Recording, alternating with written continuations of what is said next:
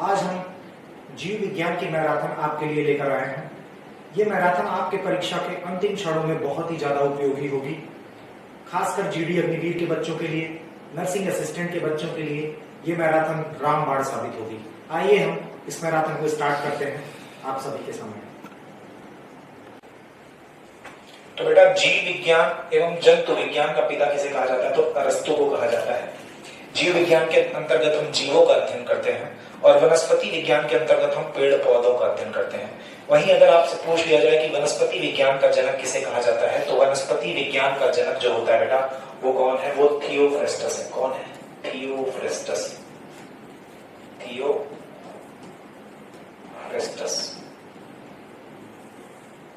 Theophrastus जो है वो वनस्पति विज्ञान के जनक हैं। इसके बाद अगले क्वेश्चन की तरफ आते हैं। मधुमक्खी पालन का अध्ययन क्या कहलाता है? तो बेटा, मधुमक्खी पालन का अध्ययन जो होता है वो एपीकल्चर कहलाता है। मधुमक्खी पालन के अंतर्गत हम शहद के उत्पादन तथा बी वैक्स यानी उनसे प्राप्त होने वाले मोम के उत्पादन का अध्ययन करते हैं। अगला क्वेश्चन है, रेशम कीट पालन का अध्ययन क्या कहलाता है? तो रेशम कीट पालन का अध्ययन सेरीकल्चर कहलाता है। इसके अंतर्गत हम रेशम का उत्पादन करते हैं। एक चीज आप समझ लीजिए कि जहां भी कल्चर शब्द है, कल्चर शब्द उत्पादन से है, और जहां भी लॉजी शब्द है, लॉजी शब्द किससे है बेटा? तो लॉजी शब्द जो होता है बेटा वो किससे होता है? तो अध्ययन से होता है। देखिए यहाँ पे ना लॉजी शब्द, लॉजी अध्ययन से है और कल्चर किससे है? कल्चर उत्पादन से है। अगले प्रश्न की ओर बढ़ते हैं कि पुष्प का अध्ययन क्या कहलाता है? तो पुष्प का अध्ययन एंथोलॉजी कहलाता है। इसके अंतर्गत हम पुष्प के विभिन्न भाग तथा उसकी शाखा के बारे में अध्ययन करते हैं। अगले प्रश्न की ओर बढ़ते हैं। आम का वैज्ञानिक नाम क्या है? तो आम का वैज्ञानिक नाम बेटा मैग्नीफेरा इंडिका है। परीक्षा में वैज्ञानिक नाम से संबंधित प्रश्न जरूर पूछे जाते हैं। इसमें विभिन्न वैज्ञानिक नाम है, जैसे आम का वैज्ञानिक नाम यहाँ पे आपको दिया हुआ है मैग्नीफेरा इंडिका। इसके अलावा पूछ सकता है कि गेहूं का वैज्ञानिक नाम क्या है? तो गेहूं का वैज्ञानिक नाम कमेंट सेक्शन में आप बता सकते हैं। गेहूं का वैज्ञानिक नाम ट्रिटिकम एस्टिवम है। और इसी प्रकार अगर चावल का पूछता है तो चावल का क्या है? तो ओराइजा सटाइवा। तो विभिन्न वैज्ञानिक नाम से संबंधित प्रश्न जरूर पूछे जाते हैं परीक्षा में। अगले प्रश्न की ओर बढ़ते हैं कि मेढक का वैज्ञानिक नाम क्या है? तो बेटा, मेढक का वैज्ञानिक नाम जो है वो राना टिग्रीना है। मेढक जो होता है बेटा वो उभयचर संघ में आता है। ये जीव ऐसा जीव है जो स्थल पे भी रह सकता है और जल में भी रह सकता है। यदि हम बात करें कि उभयचर जो होते हैं वो किस संघ के अंतर्गत आते हैं, तो उभयचर बेटा जो होते हैं कार्डेटा होते हैं। कार्डेटा संघ के अंतर्गत उभयचर आते हैं, जिन्हें कशेरुक भी बोला जाता है, कशेरुक भी कहते हैं। तो कार्डेटा के अंतर्गत उभयचर आते हैं, सरीसृप आते हैं, पक्षी वर्ग आता है एवं स्तनधारी वर्ग आता है। ये सभी उभयचर के अंतर्गत है। अगले प्रश्न की ओर बढ़ते हैं। टिबिया नामक हड्डी कहाँ पाई जाती है? तो बेटा, टिबिया नामक हड्डी जो होती है वो हमारे पैर में पाई जाती है। इससे संबंधित एक प्रश्न और पूछता है कि हमारे शरीर की सबसे लंबी हड्डी कौन सी है? तो बेटा, सबसे लंबी हड्डी जो हमारे शरीर की है वो फीमर है, जो कि हमारे जांघ की हड्डी है। इसके अतिरिक्त एक क्वेश्चन और पूछता है हड्डियों से संबंधित कि हमारे शरीर की सबसे छोटी हड्डी कौन सी है? तो बेटा, सबसे छोटी हड्डी जो होती है वो हमारे कान की हड्डी होती है, जिसे स्टेपीज कहते हैं। हड्डियों में पूछता है अगला क्वेश्चन कि हड्डियों की संख्या कितनी है मानव में? तो बेटा, जो हड्डियों की संख्या है मानव में वो कितनी है? 206। 206 हड्डियां पाई जाती हैं। इसके बाद हम अगले प्रश्न की ओर बढ़ते हैं। रक्तचाप मापने वाले यंत्र को क्या कहते हैं? तो बेटा, रक्तचाप मापने वाला जो यंत्र होता है उसे स्पिग्मोमैनोमीटर कहते हैं। अगर हम परीक्षा में पूछते हैं, देखा जाता है कि परीक्षा में पूछा जाता है कि सामान्य रक्तचाप कितना होता है मनुष्य का, तो बेटा सामान्य रक्तचाप जो मनुष्य का होता है वो 120/80 होता है, जिनमें 120 को हम बोलते हैं प्रकुंचन दाब, प्रकुंचन दाब कहते हैं, और 80 को बोलते हैं शिथिलन दाब।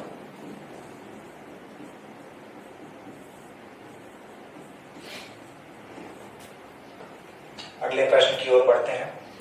चिकित्सा विज्ञान का पिता कहा जाता है? तो बेटा, चिकित्सा विज्ञान का पिता कौन है? हिप्पोक्रेट्स है। चिकित्सा विज्ञान का पिता कौन है? हिप्पोक्रेट्स। यही क्वेश्चन अगर पूछ लिया जाए कि आयुर्वेद का पिता किसे कहा जाता है, तो आयुर्वेद का जो पिता है वो बेटा है धन्वंतरी। अगर यही क्वेश्चन आपसे पूछ लिया जाए कि होम्योपैथी का पिता कौन है, तो होम्योपैथी का पिता जो है वो हनीमैन है। कौन है? हनीमैन। तो विभिन्न विषयों के जनक के बारे में जरूर परीक्षा में सवाल पूछे जाते हैं, इसे आप ध्यान से सुन लीजिएगा।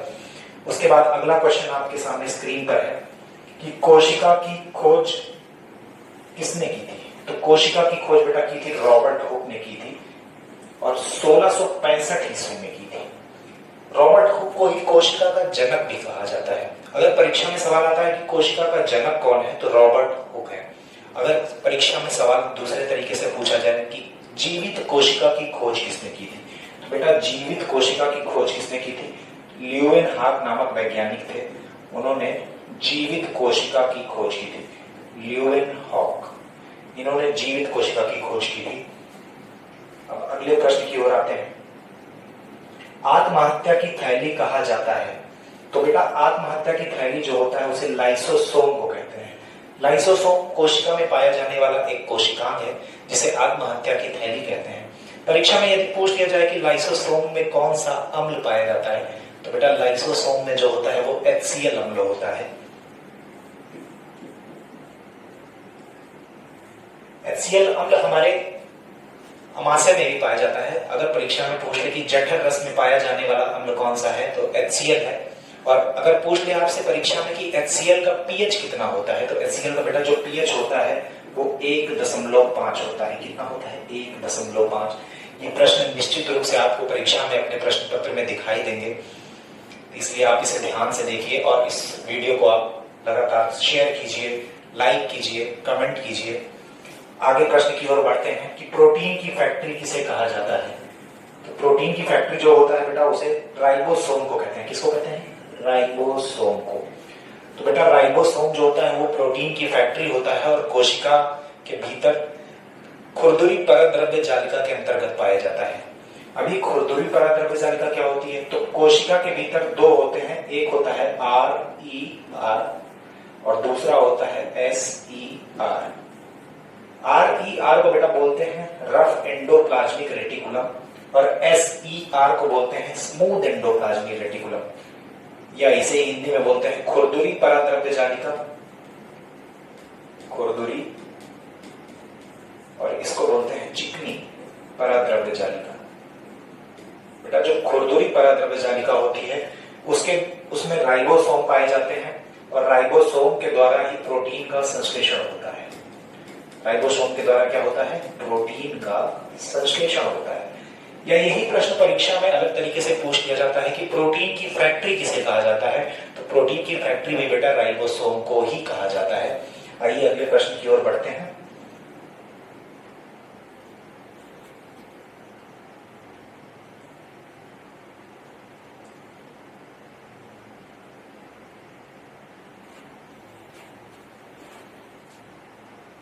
अगला प्रश्न आपकी स्क्रीन पे है।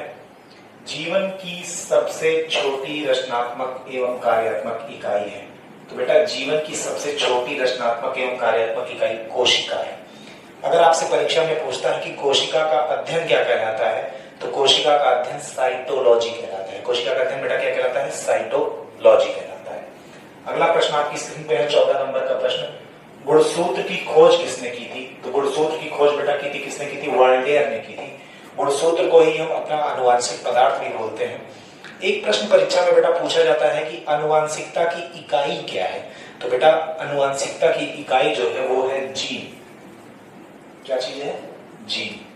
जीन को ही हम क्या बोलते हैं? आनुवांशिकता की इकाई बोलते हैं। अगले प्रश्न की ओर आप ध्यान दीजिएगा। 15 नंबर का क्वेश्चन आपकी स्क्रीन पर है कि शैवालों का अध्ययन क्या कहलाता है? तो बेटा शैवाल का अध्ययन जो होता है उसे क्या बोलते हैं? फाइकोलॉजी बोलते हैं। शैवाल का अध्ययन क्या होता है? फाइकोलॉजी। अगर यही परीक्षा में आपसे पूछ लिया जाए कि कवक का अध्ययन क्या कहलाता है, तो कवक का अध्ययन बेटा जो होता है वो क्या कहलाता है? माइकोलॉजी। कवक का अध्ययन माइकोलॉजी कहलाता है। जैसा कि पिछले प्रश्न में मैंने आपको बताया था कि लॉजी शब्द जो होता है वो अध्ययन से संबंधित होता है। किससे संबंधित होता है? अध्ययन से संबंधित। तो कवक का अध्ययन जो होता है वो क्या होता है? माइकोलॉजी होता है, एवं शैवाल का अध्ययन क्या होता है? फाइकोलॉजी होता है। अगले प्रश्न की ओर बढ़ते हैं कि मनुष्य में गुणसूत्रों की संख्या कितनी है? तो बेटा गुणसूत्रों की संख्या जो मनुष्य में है वो कितनी है? 46 है। और यदि यही पूछ लिया जाए कि कितने जोड़ी गुणसूत्र पाए जाते हैं, तो 23 जोड़ी पाए जाते हैं। कितने जोड़ी पाए जाते हैं? 23 जोड़ी। परीक्षा में एक प्रश्न और पूछा जाता है कि पुरुषों का गुणसूत्र निम्नलिखित में से कौन सा है। तो बेटा जो अगर पुरुष का पूछ लिया आपसे कि पुरुष का गुणसूत्र कौन सा है, तो पुरुष का है XY। यही क्वेश्चन अगर आपसे पूछ ले कि महिला का गुणसूत्र क्या है, तो महिला का बेटा क्या है? XX। महिला का गुणसूत्र क्या होता है? XX। निश्चित रूप से आपको ये प्रश्नों की सीरीज आपकी परीक्षा में बहुत ही मददगार साबित होगी, इसलिए एक एक क्वेश्चन को आप ध्यान से देखते जाइए और समझते जाइए। अगले प्रश्न की ओर बढ़ते हैं बेटा। प्रश्न संख्या 17, वनस्पतियों के अध्ययन को क्या कहते हैं? तो बेटा वनस्पतियों के अध्ययन को कहते हैं वनस्पति विज्ञान। क्या कहते हैं? वनस्पति विज्ञान। अभी मैंने आपको बताया था पिछले प्रश्न की सीरीज में, कमेंट में आप जवाब दीजिए, वनस्पति विज्ञान का पिता कौन था? नीचे कमेंट में आप जवाब दें। अगले क्वेश्चन की ओर बढ़ते हैं। जीवों का एक स्थान से दूसरे स्थान पर जाना क्या कहलाता है? तो बेटा क्या कहलाता है? गमन कहलाता है। जैसे इंसान एक स्थान से दूसरे स्थान पे जाता है तो क्या होता है? गमन होता है। वैसे जो जीव होते हैं वो भी एक स्थान से दूसरे स्थान पे चलते हैं। अगर पूछेगा कि अमीबा जो होता है एक स्थान से दूसरे स्थान पे जाता है, किसके द्वारा जाता है? तो कूटपाद के द्वारा जाता है। किसके द्वारा जाता है? कूटपाद के द्वारा। अमीबा किसके द्वारा जाता है? अमीबा जाता है कूटपाद के द्वारा। ये प्रश्न पिछली बार परीक्षा में पूछा गया था, तो इसे आप ध्यान से अपने पेन कॉपी लेके बैठे हैं तो उसे उसमें लिख लीजिएगा कि अमीबा कूटपाद के द्वारा चलता है और जीवों में गमन चलता, जीवों में चलना एक स्थान से दूसरे स्थान पे किसके द्वारा होता है? तो गमन के द्वारा होता है। अगले प्रश्न की ओर बढ़ते हैं।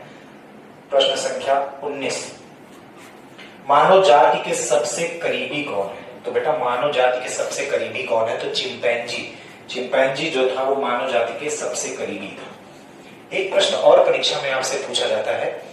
प्रश्न ये है कि मानव का वैज्ञानिक नाम क्या है? तो बेटा मानव का जो वैज्ञानिक नाम है उसे होमो सैपियंस बोलते हैं। क्या बोलते हैं? Homo sapiens. मानव का वैज्ञानिक नाम होमो सैपियंस है। क्या है? Homo sapiens. होमो सैपियंस मानव का वैज्ञानिक नाम है। और मानव अगर पूछेगा जाति किस जाति के सबसे करीबी था, तो चिंपैंजी के सबसे करीबी था। अगले प्रश्न की ओर आते हैं। पालक में सबसे अधिक विटामिन कौन सा पाया जाता है? तो बेटा पालक में जो विटामिन होता है सबसे ज्यादा विटामिन ए पाया जाता है। कौन सा विटामिन पाया जाता है? ए। यदि परीक्षा में ये क्वेश्चन आपसे पूछ ले कि विटामिन ए सबसे ज्यादा किसमें पाया जाता है, तो सबसे ज्यादा विटामिन ए पाया जाता है गाजर में। बेटा किसमें पाया जाता है? गाजर में सबसे ज्यादा विटामिन ए पाया जाता है। और परीक्षा में विटामिन से संबंधित रोग भी पूछे जाते हैं, तो विटामिन ए से होने वाला रोग कौन सा है बेटा? तो विटामिन ए से होने वाला रोग रतौंधी है। कौन सा रोग होता है? रतौंधी। रतौंधी नामक रोग जो होता है वो किससे होता है? विटामिन ए से होता है। नेक्स्ट प्रश्न आपकी स्क्रीन पर दिखाई दे रहा है। प्रश्न संख्या 21, वायुमंडल में सर्वाधिक मात्रा में पाई जाने वाली गैस कौन सी है? तो बेटा वायुमंडल में सर्वाधिक मात्रा में पाई जाने वाली गैस कौन सी है? नाइट्रोजन है। इसका प्रतिशत जो है वायुमंडल में वो बेटा 78% है। कितना परसेंट है? 78%। यही क्वेश्चन अगर आपकी परीक्षा में घुमा कर पूछ दे कि ब्रह्मांड में पाई जाने वाली सबसे ज्यादा गैस कौन सी है, तो कौन सी है? तो हाइड्रोजन है। कौन सी है बेटा? हाइड्रोजन। हाइड्रोजन ब्रह्मांड में सबसे ज्यादा पाई जाती है। उसके बाद अगले प्रश्न की ओर ध्यान दीजिए। क्वेश्चन संख्या 22 पर ऊर्जा का प्राकृतिक स्रोत क्या है? तो बेटा ऊर्जा का प्राकृतिक स्रोत जो होता है वो क्या होता है? सूर्य होता है। ऊर्जा का प्राकृतिक स्रोत कौन सा है? सूर्य है। अगले क्वेश्चन की तरफ हम बढ़ते हैं और देखते हैं, मलेरिया रोग से प्रभावित होने वाला अंग कौन सा है? मलेरिया से संबंधित रोग से संबंधित एक प्रश्न आपको परीक्षा में जरूर दिखाई देगा, चाहे वो जीडी अग्निवीर की परीक्षा हो, चाहे नर्सिंग असिस्टेंट की हो, इसलिए आपको बहुत ध्यान से देखते हुए चलना है। मलेरिया रोग से प्रभावित होने वाला अंग कौन सा है? आपकी आरबीसी, लाल रक्त कणिका एवं तिल्ली, या इसी को क्या बोलते हैं बेटा? तो इसी को बोलते हैं प्लीहा बोलते हैं। क्या बोलते हैं? प्लीहा। प्लीहा जो होती है वो मलेरिया के द्वारा सबसे ज्यादा प्रभावित होती है। और अगर पूछता है कि मलेरिया किस मच्छर के काटने से होता है, तो मादा एनाफिलीज नामक का एक मच्छर होता है जिसके काटने से मलेरिया हो जाता है। तो ये अलग प्रश्नों की विविध श्रृंखला है जिसे आप देखते चल रहे हैं। अगले प्रश्न की ओर बढ़ते हैं। प्रश्न संख्या 24, रिकेट्स नामक बीमारी किस विटामिन की कमी के कारण होती है? तो बेटा रिकेट्स नामक बीमारी जो होती है वो विटामिन डी के कारण होती है। किसके कारण होती है? Vitamin D. एक क्वेश्चन पूछता है कि किस विटामिन को हार्मोन की संज्ञा दी गई है, तो बेटा विटामिन डी को ही हार्मोन की संज्ञा दी गई है। किसको दी गई है? हार्मोन की संज्ञा। विटामिन डी को हार्मोन की संज्ञा दी गई है। अगले प्रश्न की ओर बढ़ते हैं। प्रश्न संख्या 25। लोहे की कमी से होने वाला रोग है। तो बेटा लोहे की कमी से कौन सा रोग होता है? एनीमिया नामक रोग होता है, या इसी को बोलते हैं आरक्तता। क्या बोलते हैं? आरक्तता। एक चीज आप जान लीजिए कि हमारे रक्त में कौन सा तत्व पाया जाता है, तो Hb पाया जाता है, जिसे क्या बोलते हैं? हीमोग्लोबिन। हीमोग्लोबिन में हीम जो होता है, हीम क्या होता है बेटा? आयरन होता है, और ग्लोबिन क्या होता है? प्रोटीन होता है। हीम आयरन होता है और ग्लोबिन क्या होता है? प्रोटीन होता है। अगले प्रश्न की ओर बढ़ते हैं आपके सामने स्क्रीन पर।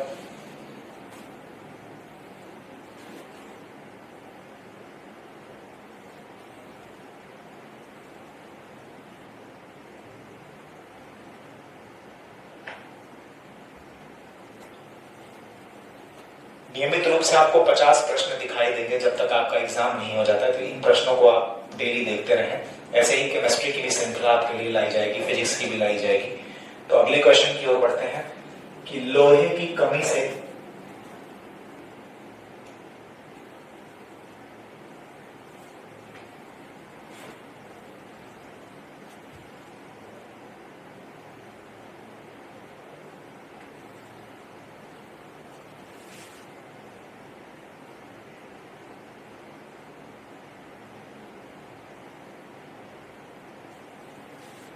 प्रश्न पे आइए, ध्यान दीजिए कि लोहे की कमी से होने वाला रोग कौन सा है। अभी हमने देखा तो कौन सा रोग होता है? एनीमिया रोग होता है।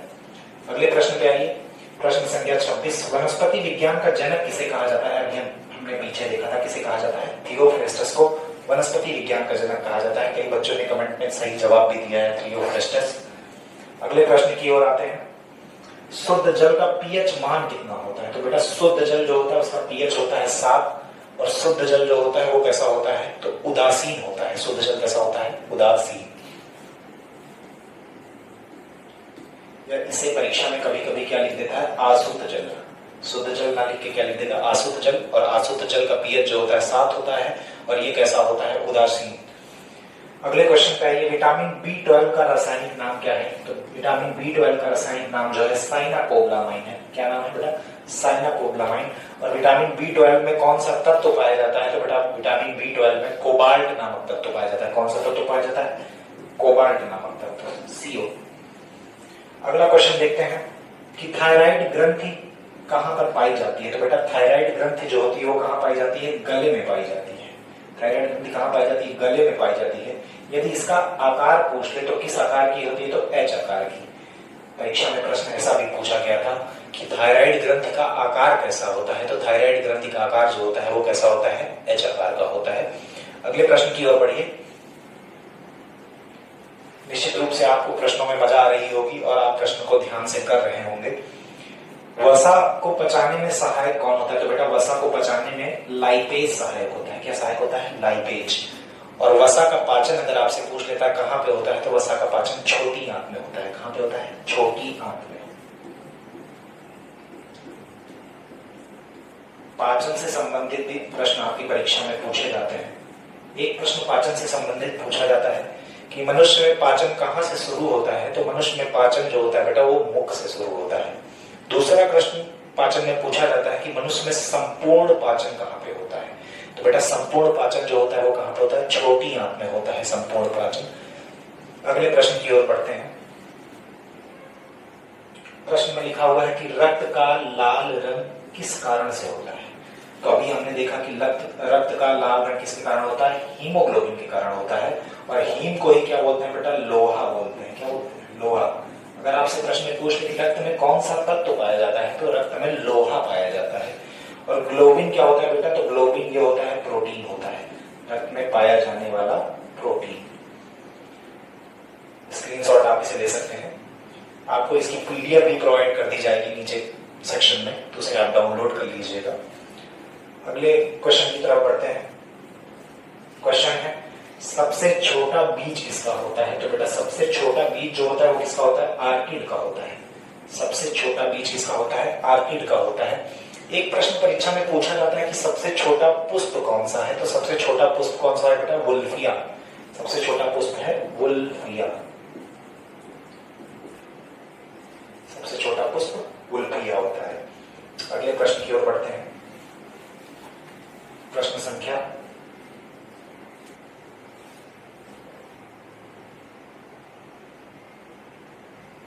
35 आपके सामने है।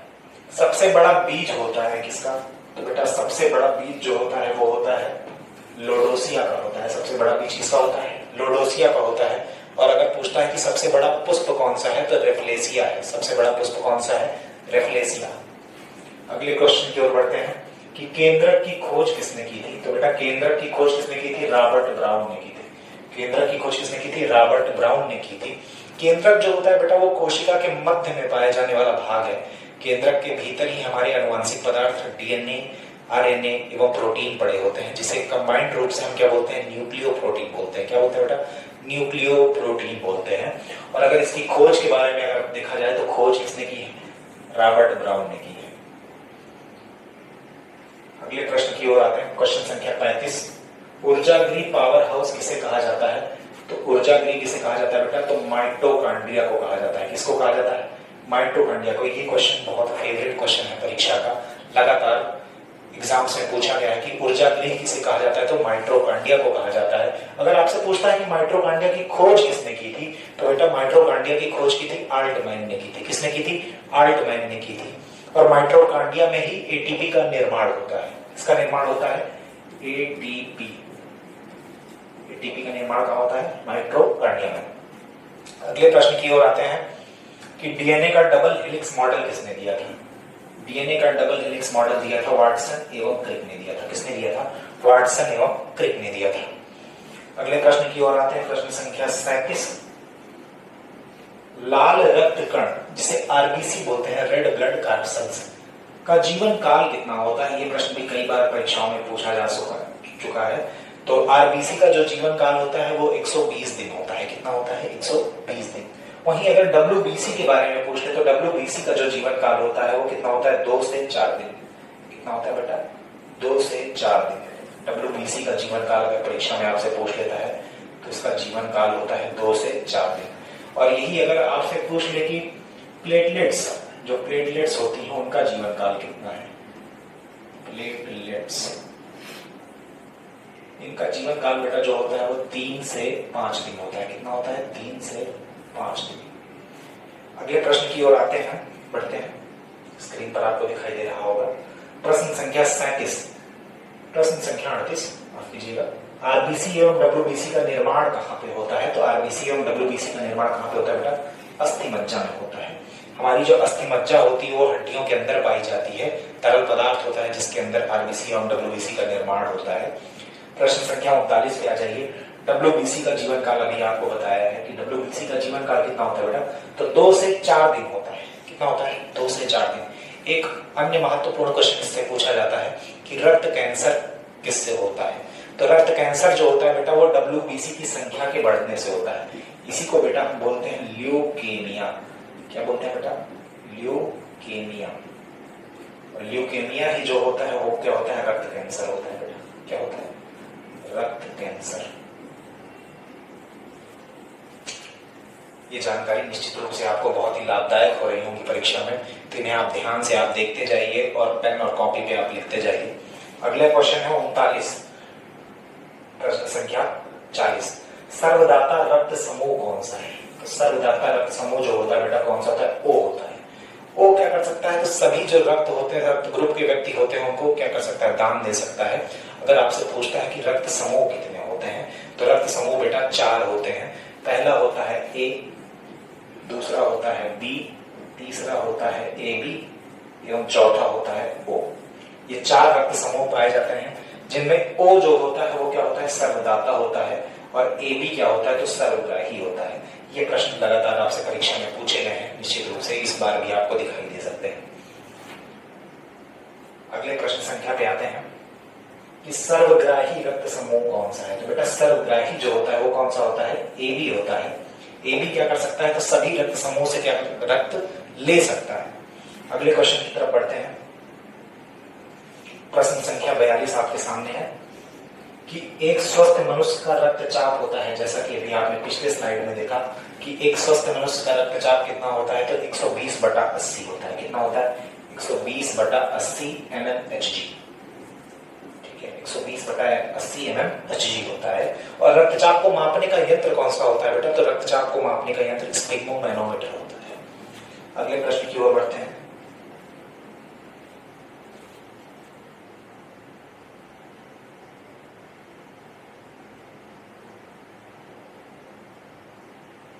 प्रश्न संख्या 43 आपकी स्क्रीन पर है। प्रोटीन का पाचन कहां होता है? तो बेटा प्रोटीन का पाचन जो होता है वो अमाशय में होता है। कहां पे होता है? अमाशय में। यदि परीक्षा में आपसे पूछ लेता है, नर्सिंग असिस्टेंट के बच्चे खासकर ध्यान रखेंगे कि प्रोटीन का पाचन जो अमाशय में होता है वो किस एंजाइम के द्वारा होता है, तो बेटा ये होता है पेप्सिन नामक एक एंजाइम पाया जाता है। पेप्सिन के द्वारा क्या होता है? प्रोटीन का पाचन होता है। अगले प्रश्न की ओर ध्यान दीजिएगा। प्रश्न संख्या 44, रक्त में हीमोग्लोबिन बनाने में कौन सहायता करता है? तो रक्त में बेटा हीमोग्लोबिन जो बनता है वो किसके द्वारा बनता है? लोहे के द्वारा बनता है। लोहे के द्वारा क्या बनता है? हीमोग्लोबिन। अगले क्वेश्चन की तरफ बढ़ते हैं, ध्यान देते हैं। मिट्टी के बिना पौधों को वृद्धि प्रक्रिया क्या कहलाती है? तो बेटा मिट्टी के बिना जो पौधे उगते हैं, यानी जो जल में उगते हैं पौधे, वो क्या कहलाते हैं? हाइड्रोपोनिक्स कहलाते हैं। क्या कहलाते हैं? हाइड्रोपोनिक्स। और अगर पूछेगा कि मरुस्थल में उगने वाले पौधे क्या कहलाते हैं, तो मरुस्थल में उगने वाले पौधे मरूदबिद्ध कहलाते हैं। क्या कहलाते हैं? मरूदबिद्ध। अगले प्रश्न की ओर बढ़ते हैं। प्रश्न संख्या 46, कौन सा विटामिन वसा में घुलनशील होता है? तो बेटा KEDA से कीड़ा नामक एक ट्रिक होती है, उससे भी याद रखते हैं। Vitamin A, vitamin D, vitamin E, vitamin के, ये 4 विटामिन ऐसे हैं जो वसा में घुलनशील होते हैं। वहीं अगर आपसे पूछे कि जल में घुलनशील कौन सा है, तो जल में घुलनशील बेटा 2 विटामिन है, उनका नाम है विटामिन बी और विटामिन सी। ये दोनों विटामिन ऐसे हैं जो किसमें घुलनशील है? जल में घुलनशील है, जल में। अगले प्रश्न की ओर बढ़ते हैं। प्रश्न संख्या 47 आपकी स्क्रीन पर है कि रक्त का पीएच कितना होता है? तो रक्त का पीएच जो होता है बेटा कैसा कितना होता है? 7.4 होता है। कितना होता है? 7.4। और रक्त का अध्ययन अगर आपसे पूछ लेता है तो रक्त का अध्ययन क्या होता है? तो हीमेटोलॉजी। क्या होता है? हीमेटोलॉजी। रक्त का अध्ययन क्या कहलाता है? हीमेटोलॉजी। अगले प्रश्न की ओर बढ़ते हैं। प्रश्न संख्या 48 आपके सामने है कि विटामिन की खोज कब और किसने की? तो बेटा विटामिन की खोज किसने की थी? तो विटामिन की खोज फंक ने की थी। किसने की थी? फंक नामक वैज्ञानिक थे जिन्होंने क्या किया था? विटामिन की खोज किया था। अगले प्रश्न की ओर बढ़ते हैं। मानव शरीर की सबसे बड़ी ग्रंथि कौन सी है? तो बेटा अगर ग्रंथि पूछ लेता है, इसमें बच्चे बड़े कंफ्यूज हो जाते हैं। मानव शरीर की सबसे बड़ी ग्रंथि जो होती है वो बेटा होती है यकृत होती है। और वहीं आपसे पूछ ले कि मानव शरीर का सबसे बड़ा अंग कौन सा है, तो मानव शरीर का सबसे बड़ा अंग त्वचा होती है। क्या होता है बेटा? त्वचा। अगर अंग पूछ लेगा तो त्वचा है, और सबसे बड़ी ग्रंथि पूछ लेगा तो यकृत है। और वहीं आपसे पूछ ले कि सबसे छोटी ग्रंथि कौन सी है, तो सबसे छोटी कौन सी है? पीयूष ग्रंथि है। कौन सी ग्रंथि है? पीयूष। पीयूष ग्रंथि को बेटा क्या बोलते हैं, ये आप लोग कमेंट सेक्शन में जवाब दीजिए। नीचे कमेंट सेक्शन से आपके लिए ऑन है। अगले क्वेश्चन की तरफ देखें। अंतिम क्वेश्चन आज की सीरीज का हमारा, अनुवांशिकता का जन्मदाता किसे कहा जाता है? तो अनुवांशिकता का जन्मदाता बेटा कौन है? तो Gregor John Mendel. Gregor John Mendel को ही अनुवांशिकता का जन्मदाता कहा जाता है। और इन्होंने जो मटर का पौधा था उस पर अनुवांशिकता की खोज की थी। तो ये 50 क्वेश्चन की सीरीज थी जो आज हम कर रहे थे। निश्चित रूप से आप ये आपकी परीक्षा में काफी मददगार होंगे। ये सीरीज आपके लिए चलती रहेगी। मिलते हैं अगले सेक्शन में, तब तक के लिए जय हिंद।